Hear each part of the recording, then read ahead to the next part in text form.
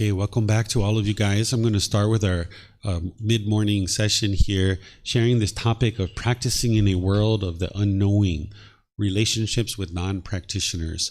I'm going to walk you guys through some various scenarios of what an individual might experience as you're learning these teachings and you're starting to practice these teachings. Your mind's becoming more and more peaceful and more joyful, but yet you notice all the people around you are still angry and bitter and harsh and hostile and maybe even nasty. You might think about it that way. So what do you do in these kinds of scenarios? So I'm going to share with you guys this kinds of content. But before we even start talking about that, I would like to share this with you, that everything on the path to enlightenment that the Buddha taught is all about you transforming your mind. It's about you training your mind to get to this peace and joy. There's no aspect of the teachings of the Buddha where you go out into the world and try to convince other people to practice these teachings, or you try to force them or pressure them to do things your way.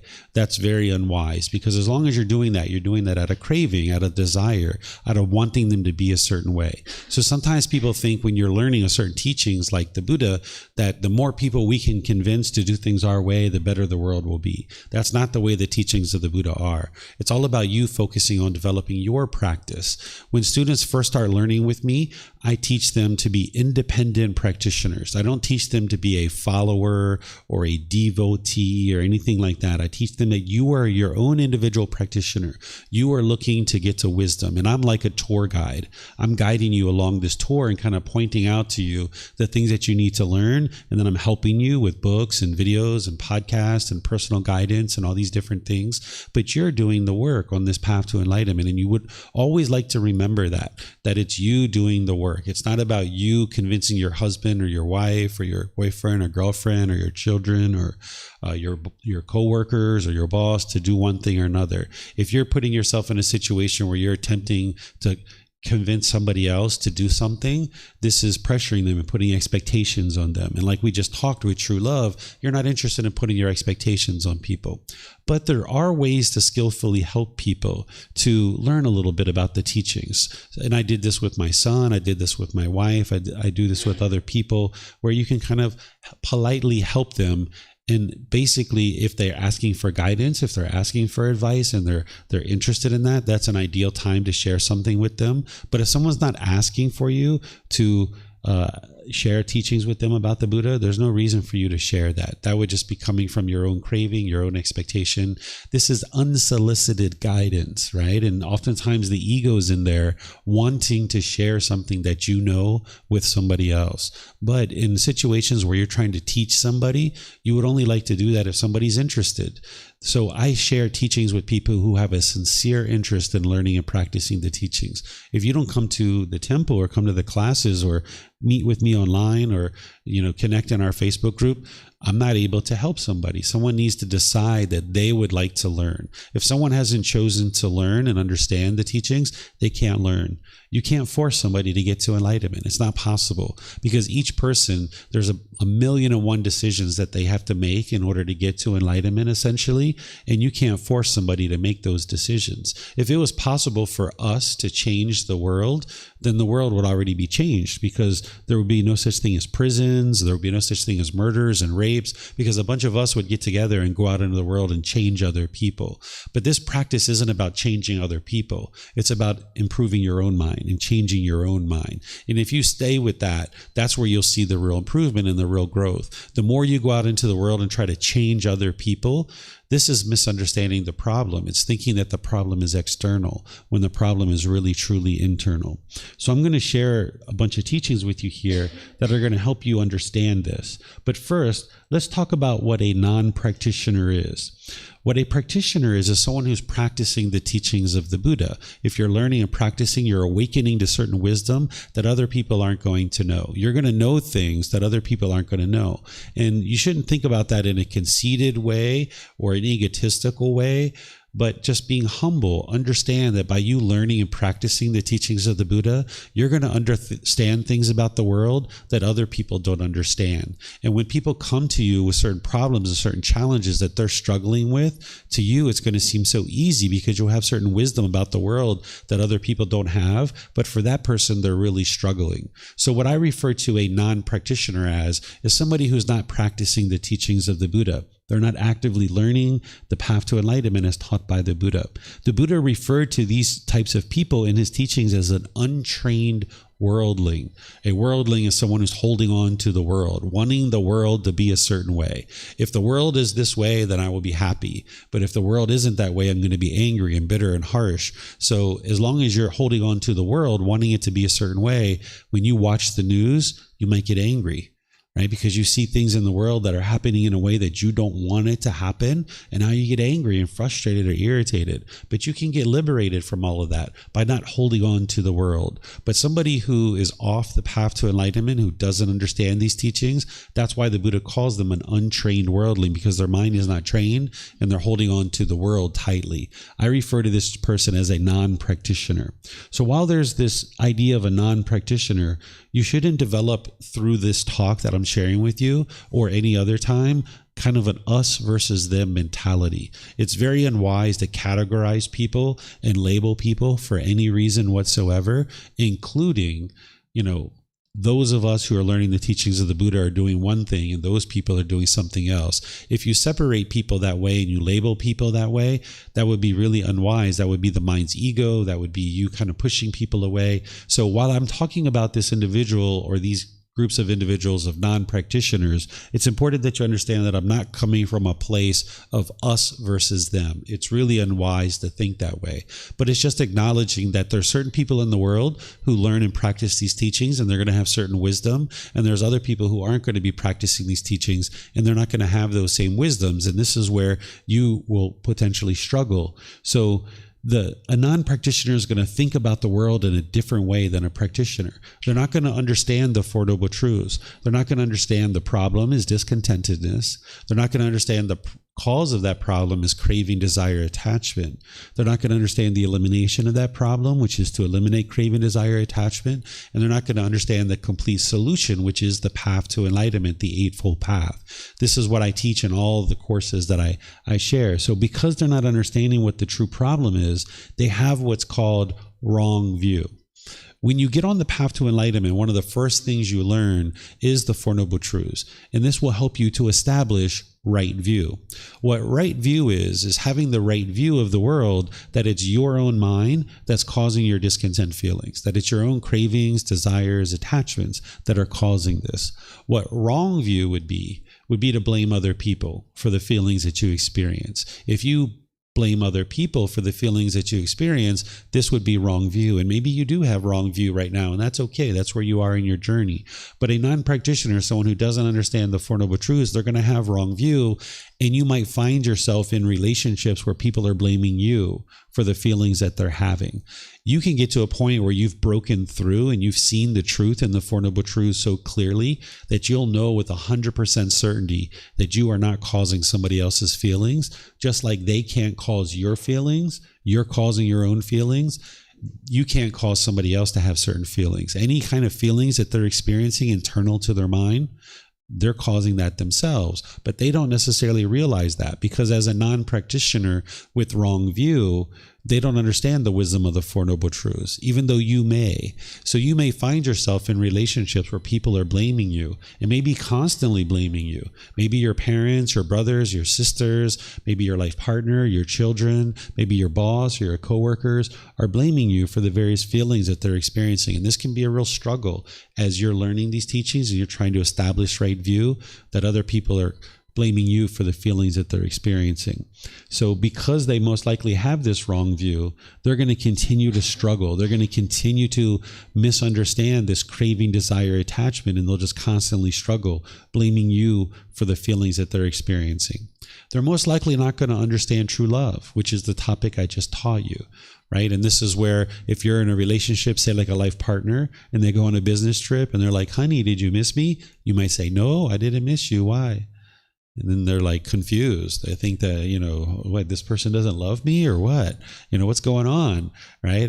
And they're maybe struggling with that. So you're going to need to understand, if you're learning these teachings that the Buddha shares, other people aren't going to understand them, and you're going to need to look at how you're communicating with people without assuming that everybody understands the same things as you. If you assume that everybody understands the same things as you might say, no, I didn't miss you. Where I wouldn't say that. If a student was here and then they went home and they said, hey, David, I had a really great time at your retreat. Did you miss me since I've been gone? I wouldn't say, no, I didn't miss you. What I would say is, oh, like if I did miss you, that means I would be attached to you. But since I don't miss you, that means I'm not attached to you. So just because I'm not missing you doesn't mean I don't care for you. I certainly care for you and I'd like to see you be well, but I'm completely content whether I'm with you or whether I'm away from you. So this might be what I say to a student because that person needs to learn. But if it was just like an acquaintance or something like that and they ask me, did you miss me? I'm not going to just say no, right? I'm going to find some other skillful way to help them to just understand that I'm not missing them, but I'm not going to say it in a harsh way or a way that they might take it as like, whoa, why doesn't this person miss me? So you're going to need to find in each relationship a skillful way to talk with an understanding that they're not going to understand the same things that you're going to understand.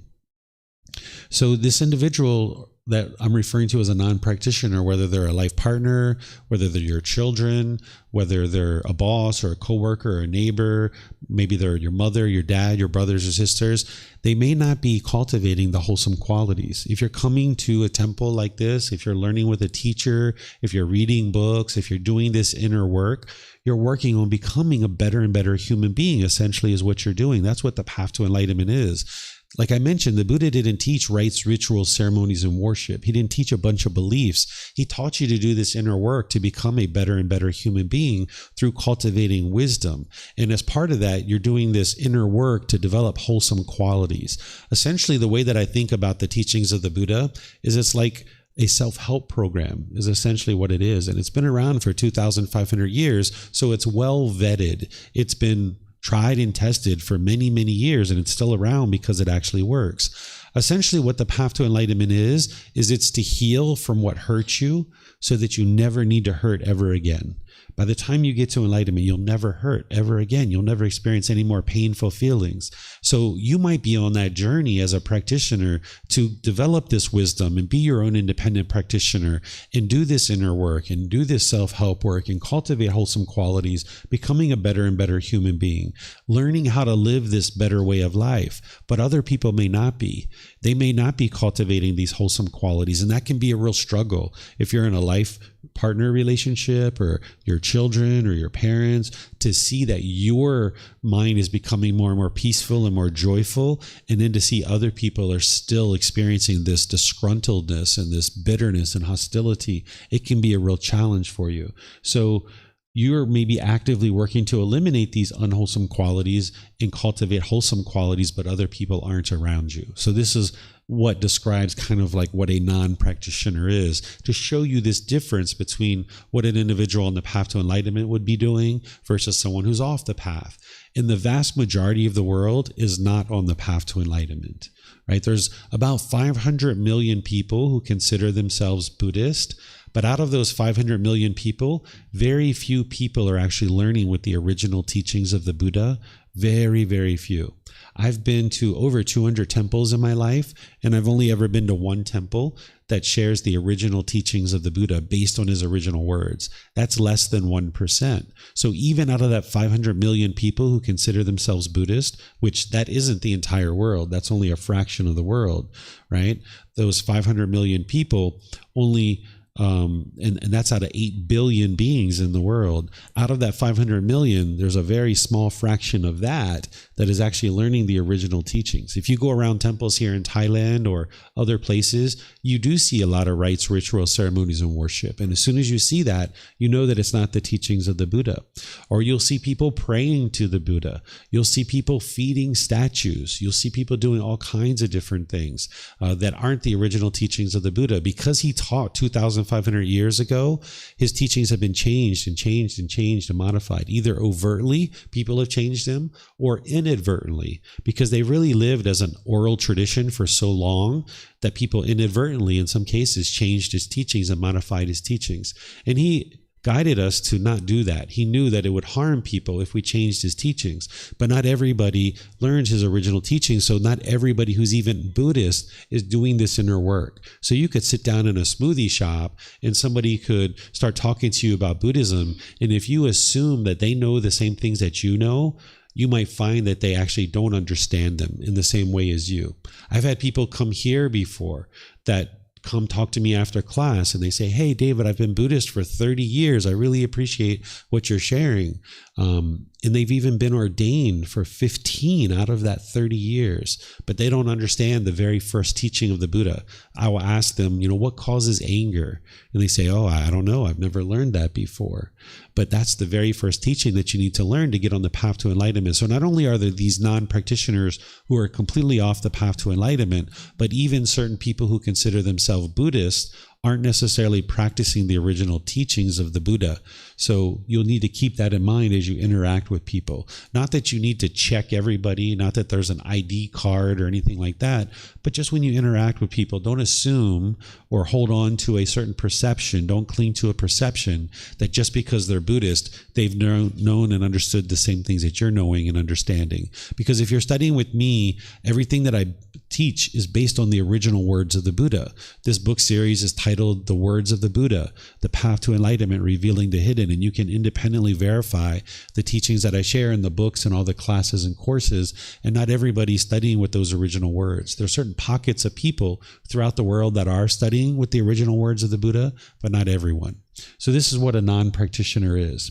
So now, knowing the teachings and observing non-practitioners struggling in the world, but yet they aren't interested to learn and practice the teachings. This is a certain challenge that people come to me with frequently. Is like maybe there's a certain student who's studying with me and maybe their life partner isn't. And now they really have difficulties with that because their mind's becoming more and more peaceful, but their life partner is still bitter and harsh and hostile. And that person is uninterested in learning and practicing these teachings. They have no interest whatsoever in learning. So what you're going to need to do is eliminate your craving, desire, attachment to helping other people. We're talking about the craving, the desire, the attachment, right? That's that mental longing, strong eagerness. But also if you were over here where you were indifferent and you could care less about people and you're not interested to help people, you're not going to be peaceful and joyful there either. So there's this middle way that the Buddha taught related to all aspects of our life, including helping people. That if you come to the middle, helping people is you help people who are interested in your help. Whereas if you tried to force and control, you had this obsession with helping people and you're trying to force people to do things your way, this is your craving and it's going to produce unwholesome results. It's going to produce discontentedness in your life. But like I mentioned, if you're over here and you could care less about other people and you never helped people, that wouldn't be wise either. So you come to this middle where you can help people that are interested in your help. You might ask your friends or family, hey, I see you have that problem there. Are you interested in some suggestions? Or are you interested in some advice? They might say yes, and then you help them. Or they might say, no, I'm not interested. And you're going to need to be comfortable with that, right? Because if you have a craving to help them and they say, no, I'm not interested in your help, you'll be frustrated, you'll be irritated. But it's your own mind that's causing that. It's not them. It's your cravings, desires, attachments. And then in some cases, they might say, yes, I'm interested in your help. And you start helping them a little bit. And 1 or 2 minutes into the conversation, their ego might arise and they start pushing you away. And you've got to be aware of that too, that you need to be able to step back when they're truly not interested to get your help. They might have said initially, yes, I'm interested in your help. But as you start talking to them, as their ego arises, you might realize that no, they're really not interested in your help at all. And you might need to step away from that. So everyone's going to need to approach these teachings on their own terms. People have to choose to come to the temple. You can't force someone to come to the temple. You can't force somebody to read a book. You can't force somebody to meditate. It's just not possible. So you would like to do this without any expectations of others. So if you see people struggling and they're disinterested in learning the teachings, so be it. Right? I see my sister in the past, she had a lot of struggles and I would offer her suggestions. I would say, hey, there's something from the Buddha that would really help you.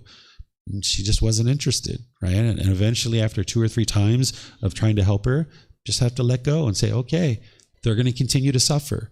They're going to continue to experience anger and sadness and frustration. That's their choice. That's the choice they're making. You can't fix that. But if you have a craving where you're attached to them, now when you see them struggling and they're having painful feelings, you will have painful feelings because you don't want them to struggle. That's your craving. So if you can eliminate your craving and understand that that person may need to go through some struggles, and that's how they're going to cultivate wisdom, and ultimately that might put them in a better place to then accept help from somebody. But if you have a craving or attachment to them, when you see them struggling, it'll cause you painful feelings. And the mind thinks the way to solve this is try to get them to practice the teachings or try to force them to do something. But that's not going to solve your problem. You need to eliminate your craving, desire, attachment. The more people you try to force to practice these teachings, the more discontent you'll be. So you need to let everybody approach these teachings on their own terms at their own free will. Non-practitioners' unwholesome moral conduct, like wrong speech or action, can oftentimes shake you up, because one of the things that you're going to learn if you on this path to enlightenment is something called right speech, for example, where you're talking at the right time, you're speaking the truth, you're speaking gently, you're speaking beneficially, you're speaking with a mind of loving kindness, you're learning to be more gentle and warm and polite and friendly and kind and respectful in your speech.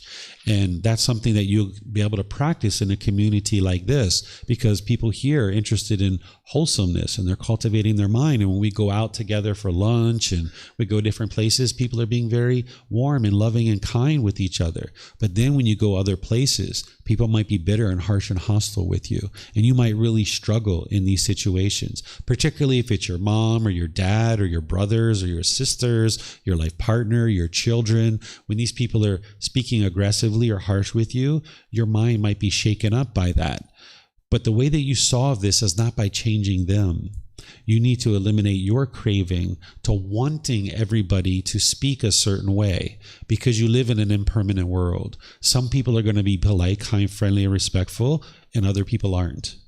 But if your mind's craving for everyone to be polite, kind, friendly, and respectful, when someone's impolite, unkind, unfriendly, and disrespectful to you, you'll struggle during that time. So you're going to need to eliminate your craving, desire, attachment for everyone to be a certain way. You're going to need to respond to this situation rather than react to it. Because when you have craving, desire, attachment in your mind and somebody's bitter and harsh and hostile, you might react with bitterness, hostility, and aggression back. And as long as you're putting that out, that's what's going to come back to you. So you're going to need to learn how to restrain your mind and respond in a situation rather than react. And a response might be that you ignore it, that you walk away. That can be a response. It doesn't mean you have to sit there and teach this person that they're being bitter, harsh, and hostile, and that's unwise. Because when someone's choosing to do that, they're choosing that because they lack wisdom. They're choosing to be bitter, harsh, and hostile because they lack wisdom, they lack discipline of their mind, and you're not going to be able to teach them in the heat of the moment to change that behavior. Your goal in life isn't to go out into the world and change other people. You've got 8 billion people in the world. That would be a big job for you to do. You just need to train one mind. So when people are being bitter, harsh, and hostile, you can respond. And a response might be to ignore it and walk away. That's usually the best thing. Because if someone else has anger and bitterness and hostility, and you come at them with your anger, bitterness, and hostility, you got fireworks going off in the room. So if somebody picks up a rubber ball of anger and hostility and they throw it around the room, and you pick up the rubber ball and you throw it around the room, and they pick it up and they throw it around the room, next thing you know, you've got all these rubber balls bouncing around and everybody's head is spinning. But if you choose to do something different, where when they pick up the rubber ball of anger and hostility and bitterness and they throw it around the room, you just watch it roll to the corner and it loses its energy. Because if you don't argue back, they'll eventually stop arguing, because they're just going to sit there and be hot-headed and angry and bitter and harsh. Or you could just walk away, like I mentioned. Let them be angry by themselves. You maintain your contentedness. The Buddha describes this as protecting your own contentedness or guarding your mind. You need to guard your mind. So if you're in a situation where someone's being bitter, harsh, and hostile, guard your mind. Walk away, right? But if you have ego and you have craving, desire, attachment, you'll find that very hard, because you're going to want to sit there and fight and convince this person to stop doing things that way. But if you can let go, don't have your craving and clinging, you can just calmly walk away. If you don't have ego, you can walk away, right? No big deal, right? Just let them sit there and be bitter, harsh, and hostile. So what you might notice is that you're quietly frustrated in certain situations as you're making your way to enlightenment. By the time you get to enlightenment, there's no frustration at all. The mind's completely peaceful and joyful. But on your way to enlightenment, when you're really struggling in these situations, where in the past someone was bitter and harsh and hostile to you, you'd be bitter and harsh and hostile right back. But now when you're transforming your mind, they might be bitter, harsh, and hostile to you. You know it's unwise to be bitter, harsh, and hostile back, so you're not doing that, but quietly you're frustrated and you're walking away quietly frustrated, right? It's better to be quietly frustrated than overtly angry and hostile and bitter. Because when you're overtly angry, hostile, and bitter, and you're putting that out, that's what's going to come back to you. So deal with your quiet frustration and walk away. Eventually, as you let go of your cravings, desires, attachments, you won't even have that quiet frustration anymore. You can completely eradicate that from the mind. If someone's bitter, harsh, and hostile, you'll probably just smile, right? Your mind's not hurt at all. You realize it's so unfortunate that this person is doing this. Wow, look how angry they are. They're causing their own anger and they don't even realize it. This is so unfortunate for them. You'll probably just smile. Your mind will be completely protected, right? The Buddha talks about coming to his teachings for refuge or protection. You can get to the point where your mind's fully protected. No matter what's going on in the world, your mind is fully protected. You're not experiencing this up and down and up and down and up and down. So you're going to find that you're going to be quietly frustrated and irritated in some situations.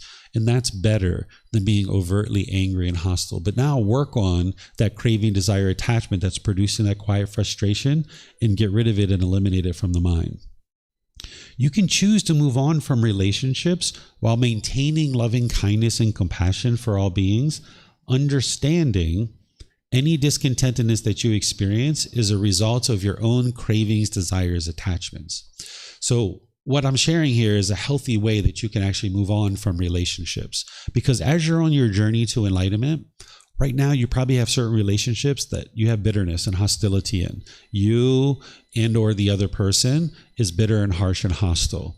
And you're not really committed to these relationships. And as you look at your life and you start doing this work on the path to enlightenment, you might decide you're going to let go of these relationships and move on. And this is one of the ways to clean up your life, is that you're bitter, harsh, and hostile because of your attachments. They're bitter, harsh, and hostile. You're not committed to doing the work. There's no opportunity for this relationship to improve, and you're just going to let go and move on. And that's completely fine. You can choose to do that. And then there's other relationships that you're more committed to, maybe with your parents or your siblings or your life partner. And there might be some bitterness and hostility in these relationships, but you're going to do the work on your own mind. And as you do the work on your own mind, you'll see this impacts and influences your relationships with others. I did this with my mom, with my sister, with my wife, with other people. And we got to the point where there's never any hostility anymore in our life whatsoever, because I did the work first and cultivated the wisdom. And then together we solved this relationship. And now we have a wonderful relationship. And then there's going to be a third category of people that are brand new people in your life that you haven't even met yet.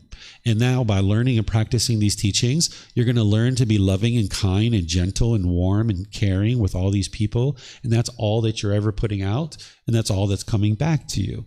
So that's the three categories of relationships: people that you're going to let go of and move on, people that you're going to work out this relationship, and then new people that you haven't even met yet. So in those situations where you're choosing to move on from a relationship, it's important that you do so while maintaining right view. What I talked about earlier when we were talking about true love is when your mind is experiencing painful feelings, you might push people aside. This is called aversion. And now the reason why the mind's doing that is that the mind falsely believes that the problem is outside of you. And the mind thinks that if I push this person away, that solves my problem. This is called aversion. Okay, and the mind will do this in certain situations. So from the outside looking in, when somebody's moving on from a relationship, you don't necessarily know whether it's aversion or not. What aversion is where you falsely believe that the painful feelings that you're experiencing are coming from this other person. And if I push them away and move on, that solves the problem. But that doesn't solve the problem, because you still have wrong view, that you think the problem is outside of you and that you're just going to continue to experience these painful feelings over and over and over again. But you might choose to move on from a relationship, realizing that it's unwise to be in this relationship, but you can still do this while maintaining right view. So if you're in a hostile and bitter and harsh relationship, or even just a relationship that you don't particularly care for, and you would like to move on, you can move on while maintaining right view. Maintaining right view would be, hey, looking at this relationship, realizing that you would like to move on from it, but any painful feelings that you're experiencing, you maintain the understanding that it's being caused by your own mind. That choosing to leave out of this relationship isn't going to solve the problem. That you still need to eliminate your craving, desire, attachments. That on the outside looking in, the same thing is occurring. With the relationship that is aversion, somebody's pushing somebody aside. That's in their mind. They're pushing them aside, and they're choosing to leave out of the relationship. They're choosing to leave out of the relationship. And then over here, where somebody's choosing to move on, they're also moving on from a relationship. But the difference is what's going on inside the mind. With the aversion, which is unwise, you falsely believe that the problem is this person. You're pushing them away, thinking that that's going to solve the problem. With the way that I'm describing here is that you can choose to move on from relationships that have no opportunity for improvement, but you're not pushing the person away. You're just gradually kind of moving away. If you guys talk on the phone every day or every 2 or 3 days, you start spreading that out a little bit. Right? You spread it out to 4, 5, 6 days. And then eventually you spread it out even further, once every 10 days, once every 20 days. And now this person gradually gets to move on, and you gradually get to move on. Whereas if you go to your friends or your family or other people and you download all these reasons why you can't be their friend, right? Like, I can't be your friend because you do this and you do this and you do that and you do this and you do this. You're just listing out all your cravings. You're listing out all your expectations. I want you to do this and you're not doing it. So therefore I can't be your friend. I want you to do this and you're not doing that. And that's why I can't be your friend. So you're not interested in doing that, because now when you guys go away from each other and you cross paths again a couple of years from now, this person's going to have difficulties and you're going to have difficulties because you downloaded all these reasons why you're now judging them and saying that I can't be your friend. But if you just gradually move away from a relationship and you kind of gradually walk off into the sunset over the horizon, and they do the same thing, now when you cross paths 2 or 3 years from now you guys can potentially have a conversation. Be like, hey, what have you been up to? Haven't seen you for a while, right? And now maybe you're in a better place and they're in a better place. And now maybe you guys can actually have a relationship, right? This is the potential. But if you come together with somebody and you download all the reasons why you can't be their friends, you just sever the relationship and it will never be able to be a successful relationship ever. Of course, if you're living with somebody or you're married, you have a legal marriage, you're going to need to talk to this person and end the relationship.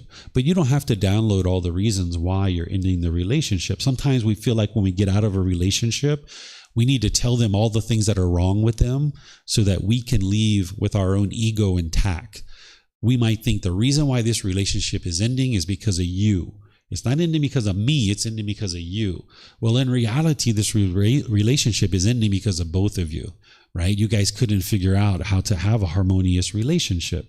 So if you go into a conversation with all these reasons why they are causing this relationship to end, this would be your own ego, this would be your own cravings, your expectations. And now by dumping that on them, you're just damaging the relationship further. So it's unwise to do that. You can just choose to gradually move on, maintain your right view, realizing any painful feelings you're experiencing is coming from your own mind, and now work on your cravings, desires, attachments. But this might be one of the things that you choose to do in certain relationships, is just let go of the relationship and choose to move on. And this is going to help you to clean up your life where you don't have a bunch of relationships where people are putting their expectations on each other. And because if you're doing that, that's where the bitterness and hostility comes in. So you can choose to move on, maintain your right view. You don't have to teach this person a lesson on your way out the door.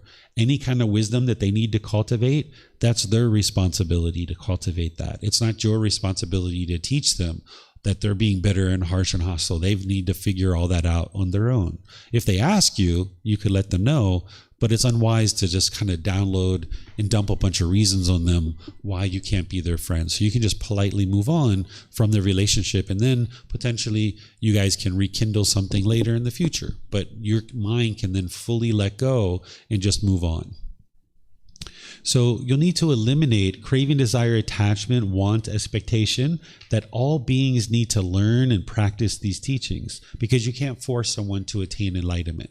As you're learning and practicing these teachings and you start seeing this drastic improvement to the condition of your mind, you're going to get to a point where you have no doubt that these teachings are leading to enlightenment. Right now, you might not have that confidence, but over time, as you investigate the teachings enough, you reflect on them and you practice them, you won't be enlightened yet, but you'll see enough progress to the condition of the mind that you'll have no doubt that the teachings of the Buddha are leading to an improved condition of mind and an improved condition of life. And you might have this craving that comes up like, oh my goodness, everybody should learn these teachings. Like, why not? Like, oh my goodness.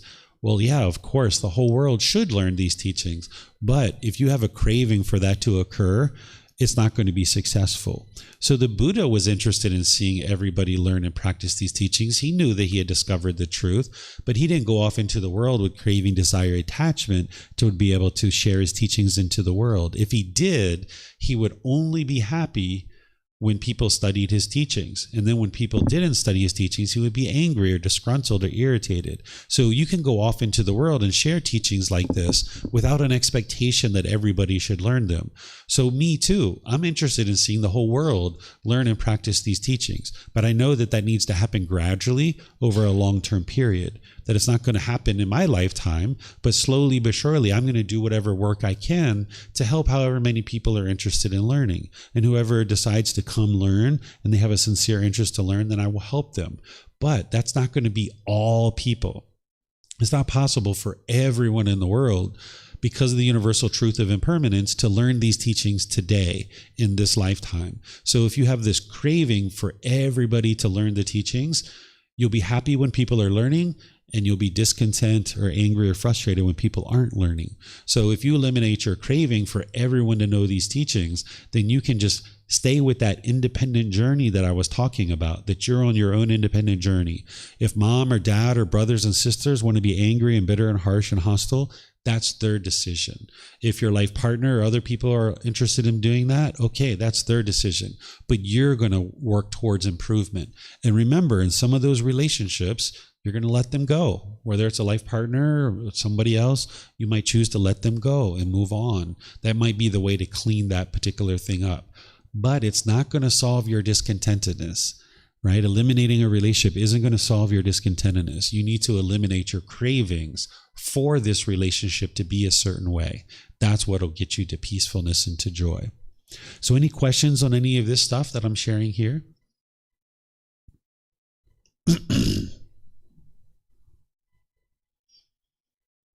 Going to check online here, see if we have any questions. Those of you guys in Facebook, YouTube, and Zoom, you can put your questions into the comment section, or in Zoom, you can electronically raise your hand and ask any questions that you like. You have a question, sir? Yep. Yes. Thank you. Can you guys hear me? We can. Yeah, perfect. Thank you. Yeah. Is there a concept of trust in this teaching?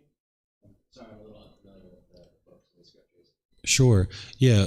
In order to get to enlightenment and have harmonious relationships, you're going to need to have trust. You're going to need to trust all beings, but your trust is always with discernment. Everything that the Buddha taught has discernment. What discernment is wise decision making, right? So let's just say that I hired somebody to take care of my young infant child, right? I'm going to trust this person with my child. But now if the person shows up intoxicated and I smell alcohol on their breath, discernment needs to kick in, wise decision making. Hey, I'm going to be away for 4 hours. It would be unwise to leave this person, to leave my son or whoever your child is, with a person who's intoxicated. So that's where discernment needs to always be practiced along with trust. But you will need to cultivate trust, because oftentimes what a mind is taught to do is judge other people. And now someone doesn't trust another person based on judgment. Like, I know when I was growing up, I was taught that someone who has a tattoo is bad, right? And this is like a bad person. And now you might not trust somebody that has a tattoo. Well, of course, I don't think that way anymore, but that's what was being taught to me growing up.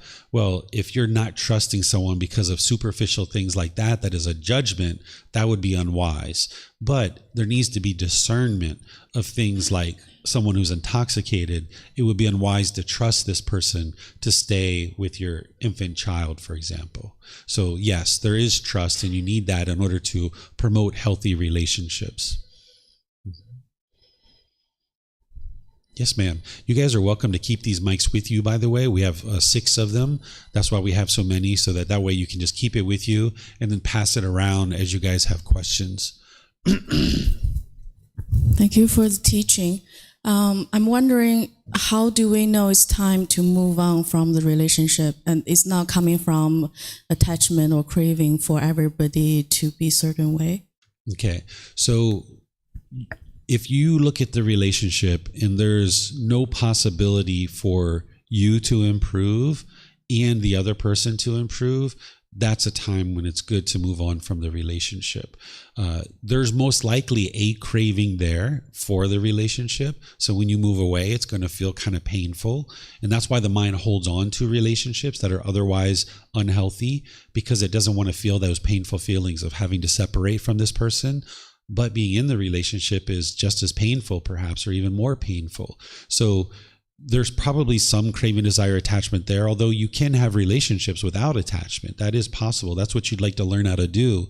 But the unenlightened mind, particularly early in practice, doesn't know how to do that. So you need to learn how to have relationships without attachment. That's that true love that I was talking about earlier. So in a situation where you're choosing to move on from the relationship, if you're maintaining your right view and realizing any painful feelings you experience from this relationship or choosing to move on is coming from your own mind, then that's maintaining your right view, and that's helpful. But the decision of whether to leave or not out of a relationship is going to be based on whether you think that this relationship could actually improve, and are you taking the steps to do that, and is the other person taking the steps to do that, right? So when me and my wife were improving our relationship, I was making the steps to improve, and so was she. And we were really interested in seeing this relationship improve. Same thing with my mom, same thing with my sister and other people. We were both making steps to improve. But in a situation where I had relationships where I wasn't willing to do the work to improve, or they weren't willing to do the work, you need to let those go. But then maintain your right view that any painful feelings that you're having is coming from your own mind, not from the other person. Mm-hmm. Yes, ma'am.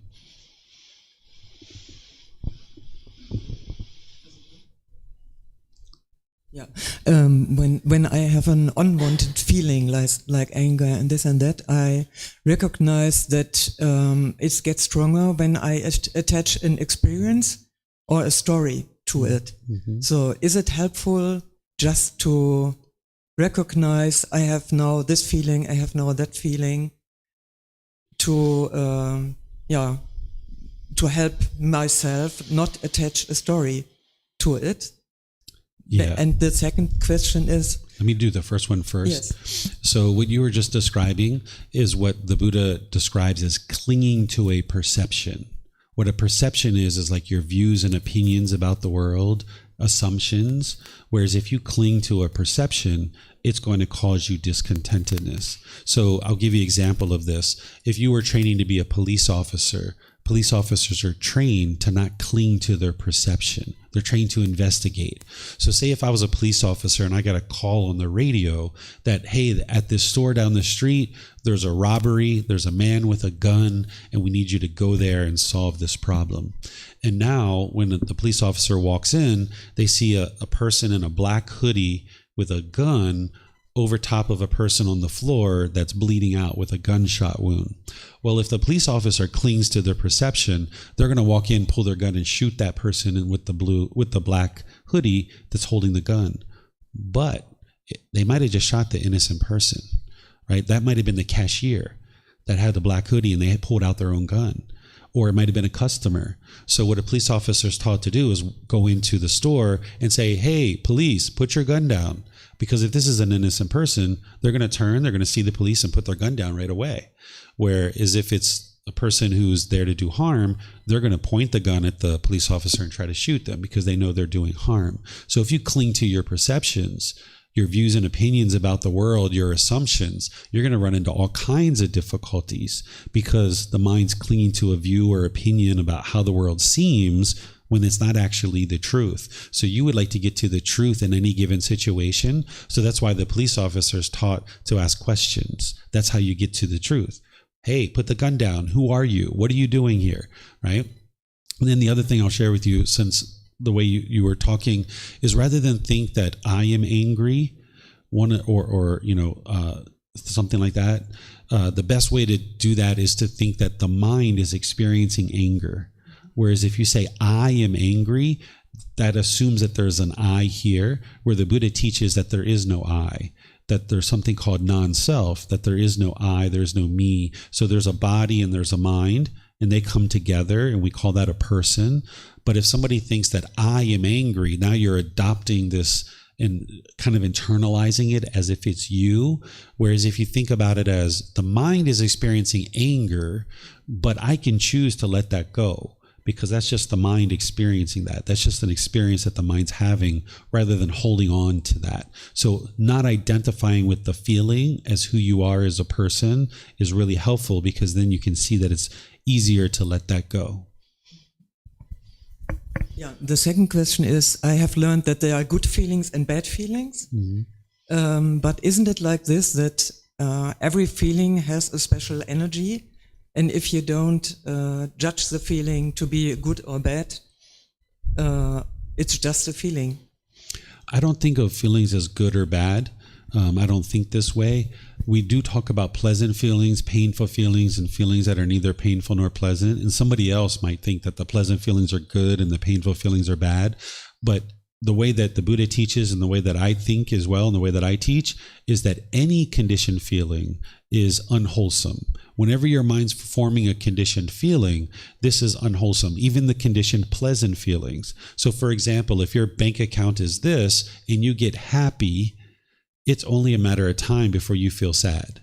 Only a matter of time, because that bank account's going to drop and now you're going to feel sad. So that feeling of happiness is only temporary. It's what's called a conditioned feeling, that you're conditioning the feelings in your mind. You're forming inner feelings based on some condition.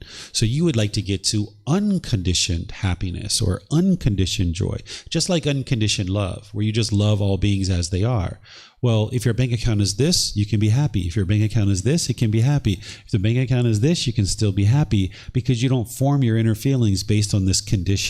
So if you don't view feelings as good or bad, but you just understand conditional feelings as something that you're not interested in, but you're going to experience conditioned feelings up until your mind is enlightened.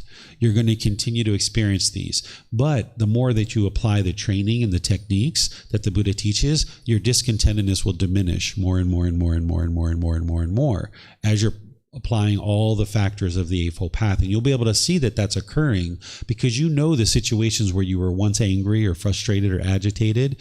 And when you've been training your mind this way and you're in those same situations and you're no longer experiencing anger or agitation or frustration or disappointment or any of these other feelings, you'll know, oh, wow, these teachings are really taking effect.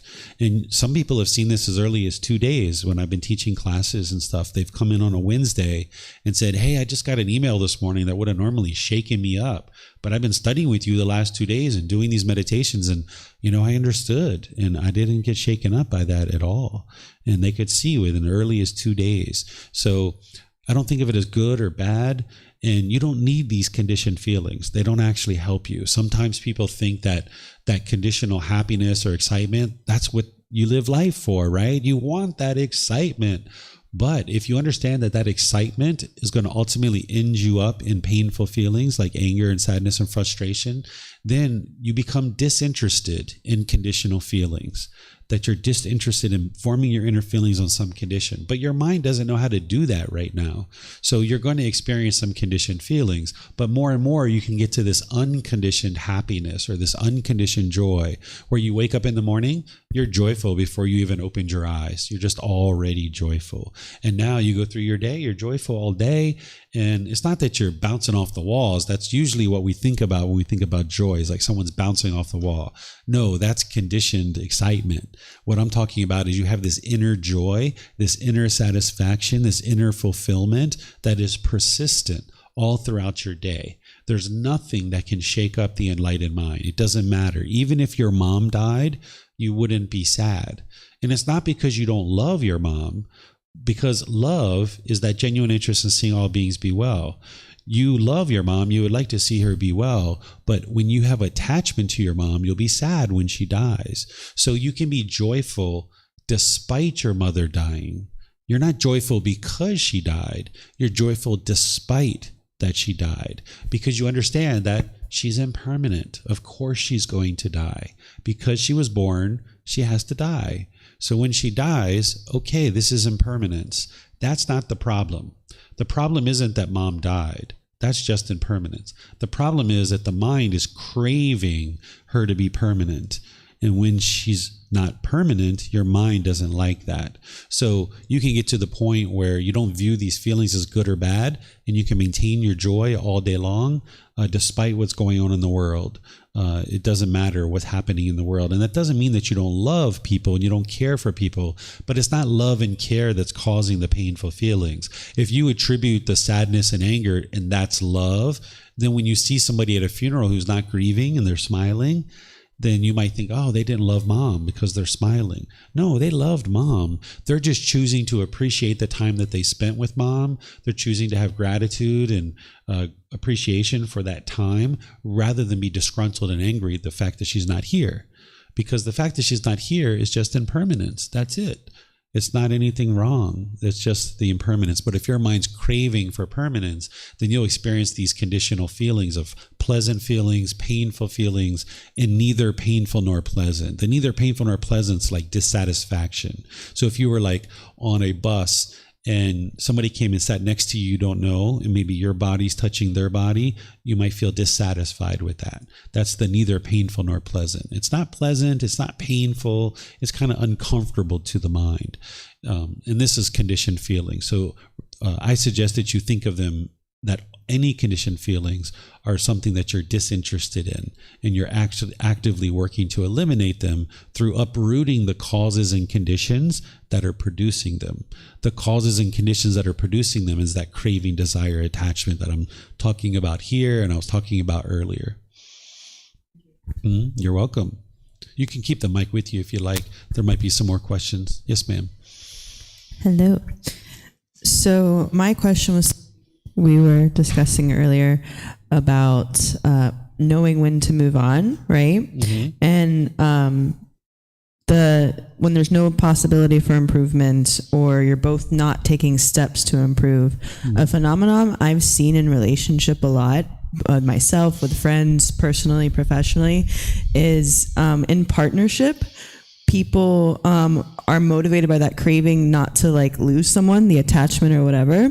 So oftentimes, say they want to heal, they want to be enlightened, they want to be on this path. The idea of it's great, but that ego comes up, and it comes up again and again and again. And I've noticed people, I don't know if it comes from a laziness or just a wanting that attachment, but they'll take their steps, they'll continue taking steps on the verge of about to lose someone, about to lose the job, about to lose the romantic partnership. So knowing when to move on, right? When people are taking steps, but with that phenomenon of taking steps only when they're about to lose that thing, right? Mm-hmm. So what would you say about the personal wisdom of moving on and knowing the difference between, yes, I will justify, these are good steps, but it's still not the pace that you desire? Mm-hmm. You got to get rid of the desire, wanting them to be a certain way in a certain time frame. That if you're in a relationship and you're actively trying to work on improvement yourself, and you've encouraged them to do that, but they're not doing it because they're complacent, And now you're saying, okay, I need to leave out of the relationship. And they're like, oh, no, I'll do the work. That's what you're describing, right? Well, in that situation, I would encourage you to give them a try, right? Let's see what happens. Step back. They said they're going to do the work. Let's see if they do that. Do they have help? Because they're going to need a teacher. They're going to need resources. They're going to need guidance. They're not going to be able to do it by themselves. Only a Buddha can get to enlightenment by themselves and improve to that degree as a Buddha. So if you don't see things like, are they reading books? Are they going to classes? Are they meeting with a teacher? Are they taking those kinds of steps? If you don't see that shortly after they say that they're going to do the work, then you know they're not doing the work, and you might just choose to move on because you realize that it's unwise to continue to be in this relationship. My wife, when we were together, she was more peaceful than I was, because I grew up in a pretty hostile environment growing up. So for 11 years, we were having a lot of difficulties, and I would say probably a good 90% of those were from me, maybe more, right? She was patient. She was very patient. She never came to me and asked me to improve. She never tried to force me to improve. But eventually I figured it out, right? After about 11 years, I was like, I'm done with all of this. I need something better. I need to improve. And I found the teachings of the Buddha. So how much patience you choose to exercise, how committed you are to the relationship, when you choose to leave, it's always going to be your decision, because there's not any one permanent answer to this. You have to look at all the variables, but some of the variables you'd like to look at is, okay, if they say they're going to do the work, what are they doing on a day-to-day basis? Are they meditating? Are they reading books? Are they attending classes? Are they consulting with a teacher? And you should see that they're starting to slowly do that. And if you don't see that, then at some point where you've decided you've had enough, you don't have to leave angrily. You can choose to leave politely and respectfully. So I had a wife before this wife. We were together for about 6 years, and I knew within the first, few months that the relationship wasn't going to work out, but I stuck around for a long time. But when we left, we tried to find a win-win situation. Like, we were married, and we figured out how she could go on her way and be successful, and I could go on my way and be successful. We didn't have to leave being bitter and harsh and hostile. And 2 years afterwards, I even called her up and I asked her, how you doing? How's life? And she was like, oh, I'm doing fine. I'm doing wonderful. I was like, all right, great. So this worked out, right? So sometimes when we get out of relationships, we feel like one person has to be the winner and the other person has to be the loser. And now we fight in this relationship to see who's going to be the winner and who's the loser. But what I would encourage you to do is to find the win-win, that you can find a situation where you can win and they can win, and then you can leave out of the relationship with both of you on a high note. But when you decide to ultimately leave is going to come down to your individual decisions. And if they're not doing the work and you know that that's what it's going to take in order for this relationship to improve, you have to look at the cues and indications of, are they doing that work? Yeah. Mm-hmm.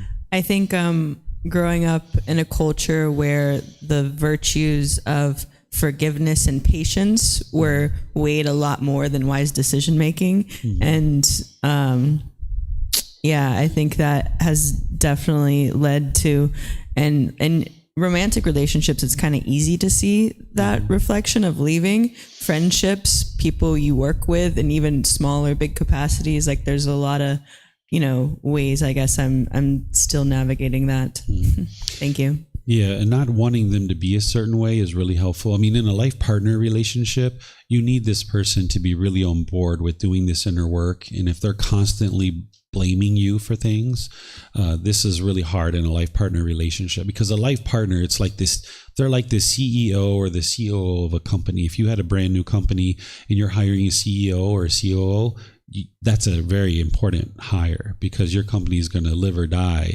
based on that hire.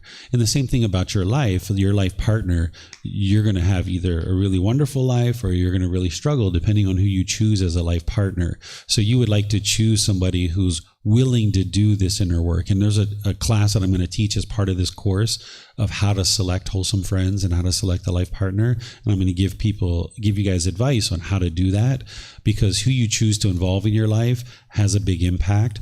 But now learning these teachings, like I mentioned, there's certain people that you have in your life that if you had the wisdom of the teachings of the Buddha, you probably wouldn't have them in your life, and you might need to let that relationship go. But when you choose to do that, it's going to come down to your own decision making. Nobody can really tell you. You just need to look for the indications. But in terms of friends and things like this, practicing true love that we were talking about earlier, where you don't have an expectation of them, but yet you are looking for certain things, like you're not expecting them to not blame you, but when they do constantly blame you, you just realize that this isn't going to be a successful relationship, and you just choose to move on. Whereas if you expect them to not blame you, now you'll be angry when they do blame you. But if you just understand as a wise decision that they're going to need to see that they're causing their own anger, and if they don't see that and they keep blaming me, there's no way for this relationship to ever be successful. So I'm going to need to step away. And that can be one of the best things you might do for this person, because they realize the more that they blame other people for their anger, people don't want to be around them. And this could actually potentially be helpful for them. Yep. Yeah, you're welcome. Okay, I don't see any other questions online here. So I'm going to move on to the next thing, which is more content on this same topic. Training the mind to be comfortable with accepting other people's choices and decisions, and that their decisions are not going to match to your wants and expectations. What you decide to do in your life is going to be different than what others are choosing in their life, right? If you're wanting everybody to do things your way, this is going to cause difficulty. So you're going to need to eliminate that craving for permanence.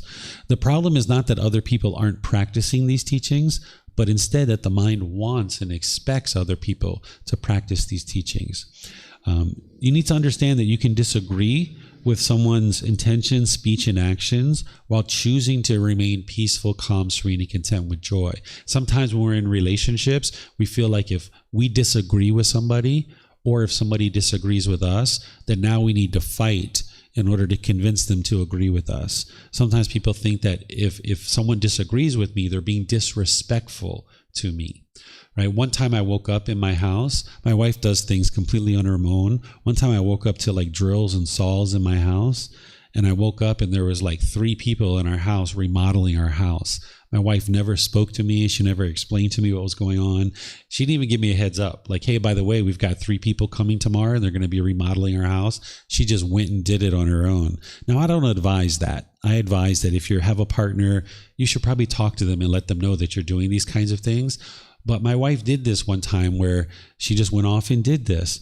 And I disagree with her intentions, her speech, and her actions. I disagree with how she did this. I would advise somebody to let their partner know. But I didn't want her to do it my way. I didn't long and yearn. In the past, before I knew these teachings, I would have been really angry because I wanted to control this whole house. And anything that happens in this house, it has to be approved by me. That's the way that it would have been before. But when I understand these teachings and I understand she's not going to do things the same way as me, that's the way I would do it. I would advise my partner. I would let my partner know. But for her, in her mind, for whatever thinking that she's got, she doesn't think that she needs to let her partner know when she's doing these kinds of things. Okay, that's the way she chooses to function. I've seen that about her in her entire life, as long as we've been together. And I've just gotten to the point where it's like, hey, it's her house. I just live here. Right? I don't, it's not my house. I just live here. Right. So by me getting to that point, I can be happy. I can maintain my contentedness because me and my son, we just live in this house. It's her house. We just live there. Right. We're just washing the dishes, taking out the trash. It's her house. So if you can come to that understanding and you can be accepting of that, then okay, you can develop a harmonious relationship. But if I wanted it to be my way, then I wouldn't be able to be harmonious. And I'm not saying that you should do it the same way as me.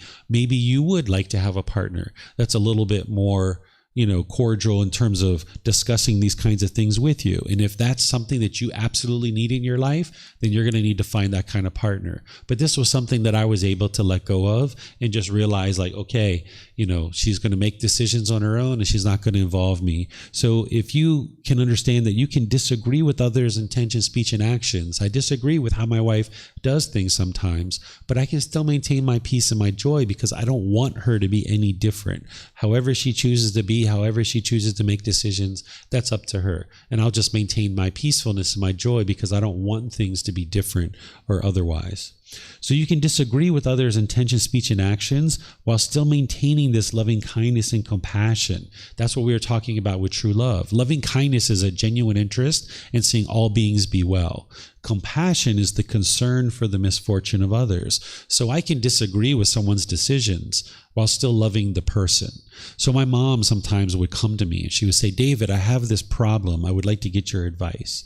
And then I would give her my advice because she would ask my advice. And she would say, David, you know what? Your advice is right on. I've seen that in the past. What you're telling me is 100% true. I should absolutely do it that way. But I would just like to let you know I'm not going to do it that way. I'm going to do it a different way. And I said, okay, Mom, have fun.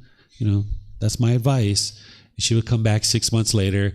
Yeah, David, I should have did it your way. I did my way and it completely got messed up and had all kinds of problems. I was like, no worries, Mom. You need to learn, right? You need to learn yourself. So if you can only love somebody if they do what you want them to do, you can't love people in all situations because sometimes people aren't going to do what you ask them to do or what you suggest for them to do.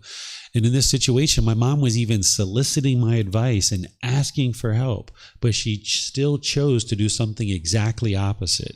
You might see that, but if your interest to help somebody and give them advice is contingent on they have to do it your way, now you'll be angry when they do it a different way. So you need to be comfortable with, even when people solicit advice from you, that they're going to make different decisions than you. And that's okay. If you're practicing pure generosity, which is you're giving your time, effort, energy, and resources without any expectation of anything in return, then you can maintain your contentedness. Even when you've shared your advice, even you've talked with someone for multiple hours trying to help them, they might turn around and do something exactly opposite of what you recommend. And that's okay. If you don't have craving, desire, attachment, you can maintain your contentedness and your peacefulness. So now what I'm going to do is just open up to anything you guys would like to talk about. This part that I'm sharing here, that I've shared so far, is just to kind of get you guys thinking about this topic. But of course, I can't cover every single scenario. I can't cover every single situation. So what I do at this point in my talk is just open it up to you guys. If there's certain struggles or challenges that you're having in your life, if you would like to share that situation with me, and then I would share with you some advice and guidance on how to potentially approach that, we can do that for whatever amount of time you guys would like. So is there anybody who would like to share anything that you have going on in your life that you would like help with? Yes, sir. Mm-hmm.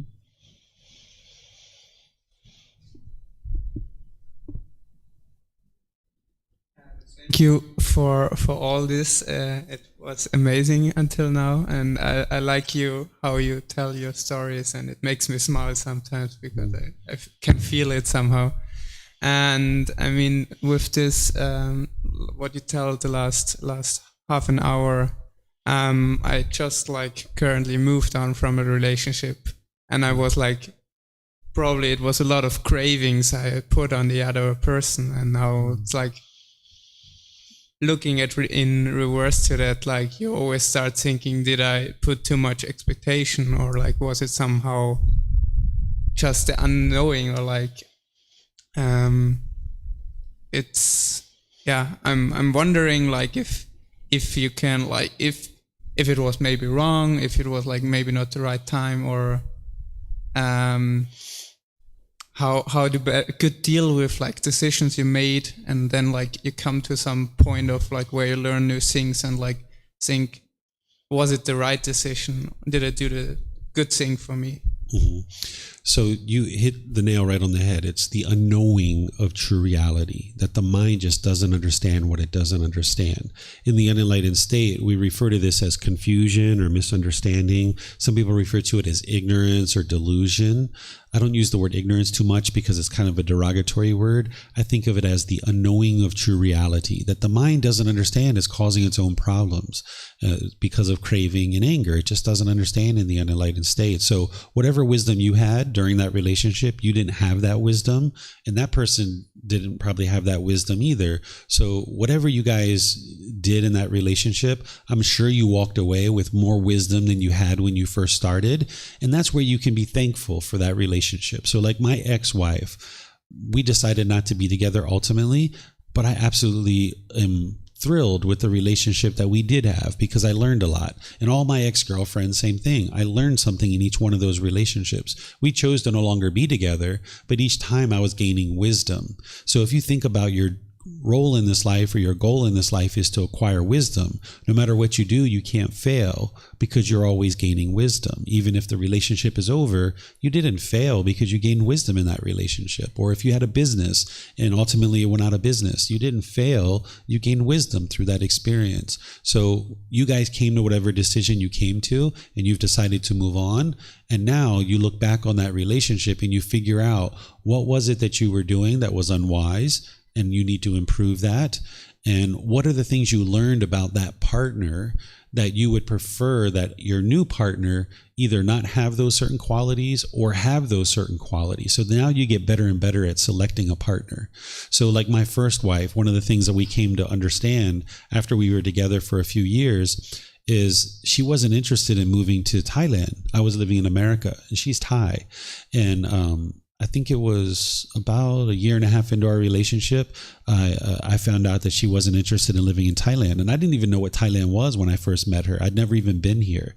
So we came here together in 2002 in December. And I came back by myself in June of 2005. And I decided at that point that I would like to be in Thailand for the rest of my life. So when I was talking this over with her, she was like, no, I would like to live in America for the rest of my life. And I was like, wow, we got a real problem here, right?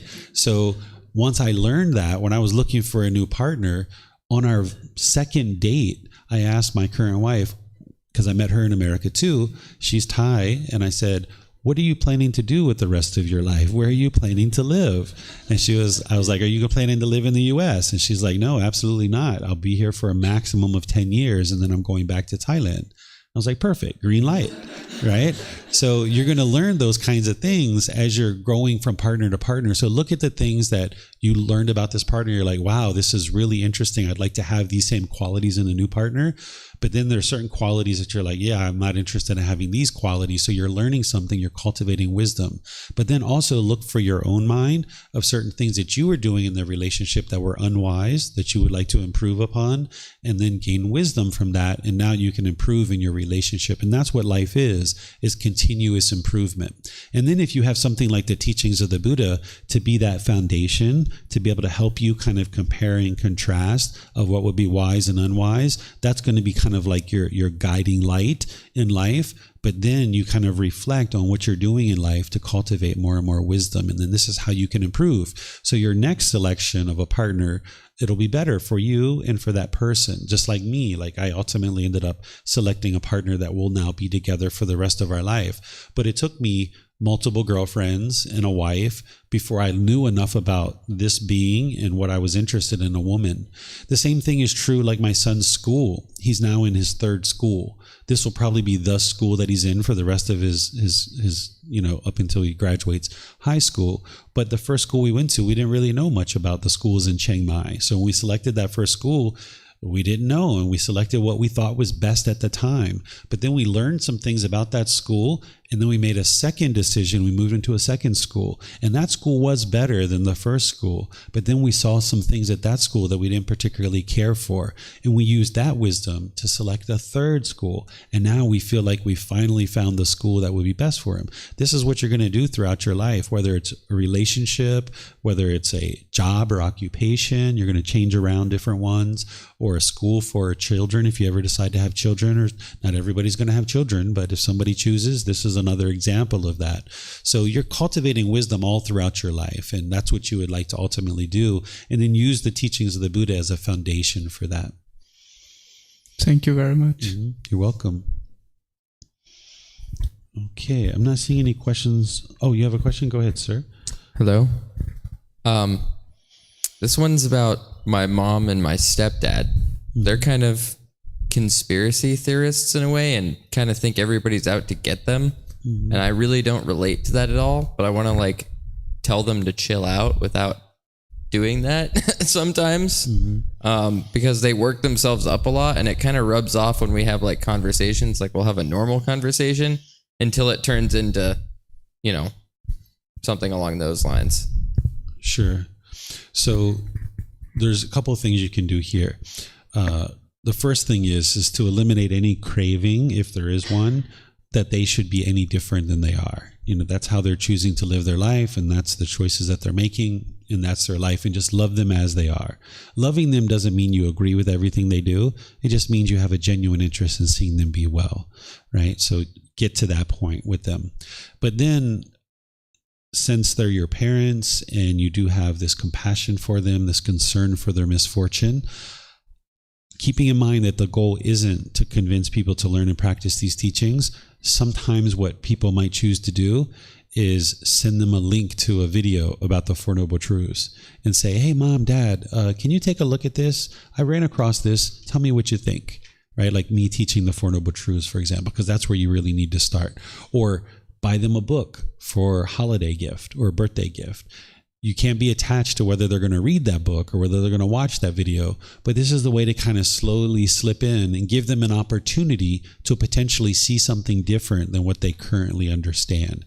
And you might decide to do this 2 or 3 times, spread out over a couple of months. But then ultimately, if they don't look at the video, they don't read the book, you need to just let go and realize, like, okay, that's what they're just choosing to do. They're choosing to be that way, and just let go and just move on and continue to maintain a relationship with them, but don't want them to be different than they are. So you can kind of skillfully suggest certain videos or a book or something like this, but whether they choose to read it or not or look at the video, it's up to them. And if they do, because that's what's ultimately going to help them, is purifying their mind and training their mind on the path. But that's not going to fix your problem, right? You've got to eliminate your own craving, desire, attachment first, like I was talking about. But then if you would like to try to help them a little bit, you don't have the ability to know these teachings to help them, but you could send them a video or a podcast or a book or something like that that could help them. And then if they choose to use it, great. If not, then that's fine too. And just love them as they are and eliminate any craving that you have for them to be something different.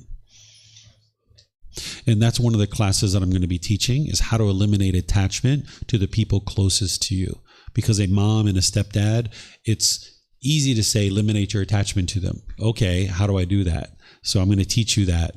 I think it's tomorrow. I'm going to teach you how to eliminate your attachment to your parents, because that's one of the deepest held attachments that we typically have, is children to their parents and parents to their children. So I'll teach you how to do that here, because I know you're going to be around for the future classes. Yep. Yes, ma'am.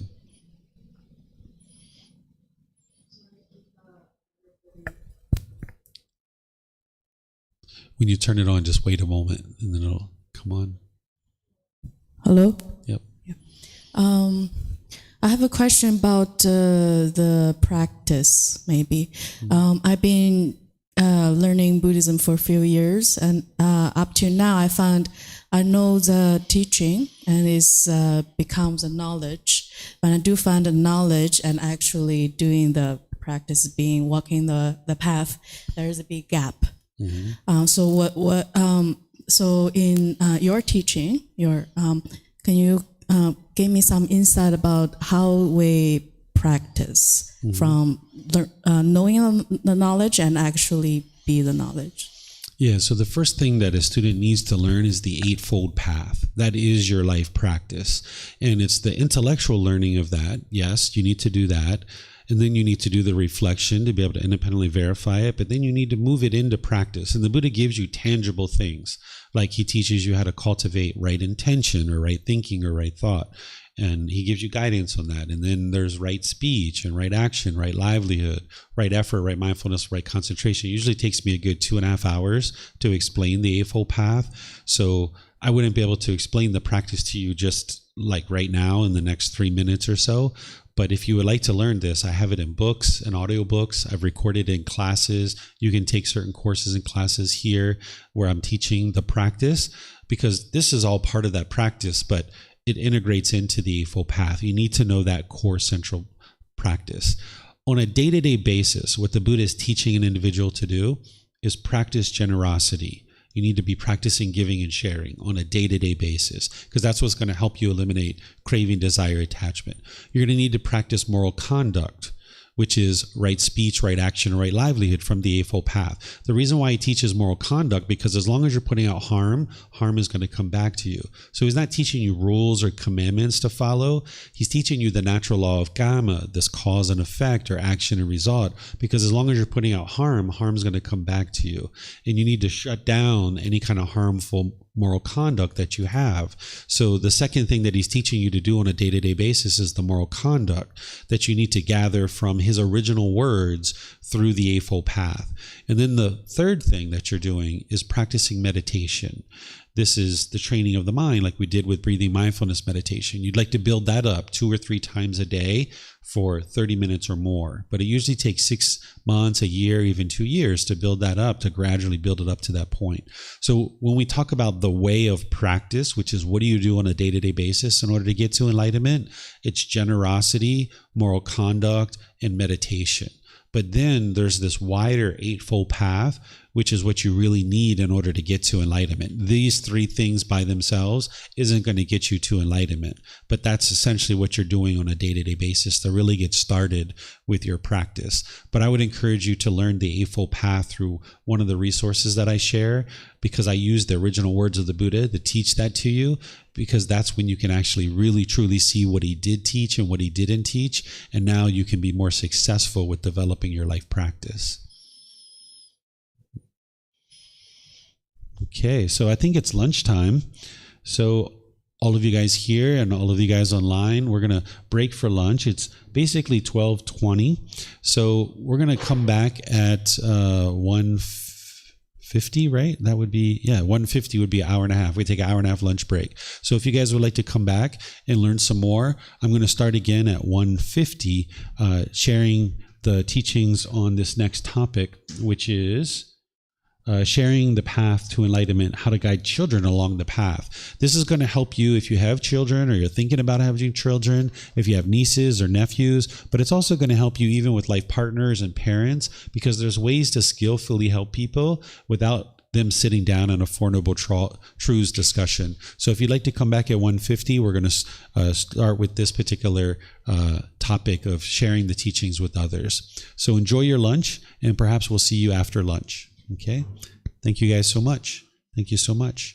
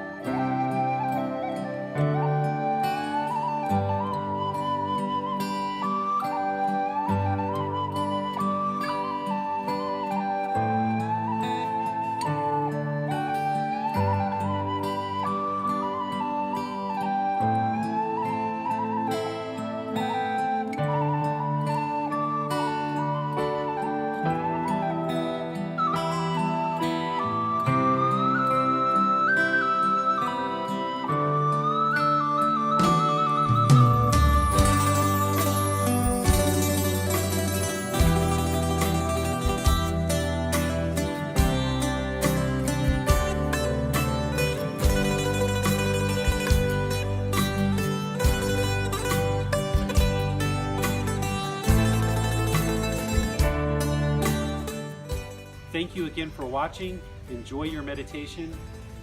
Look forward to seeing you online and answering any questions that you might have. Thank you so much.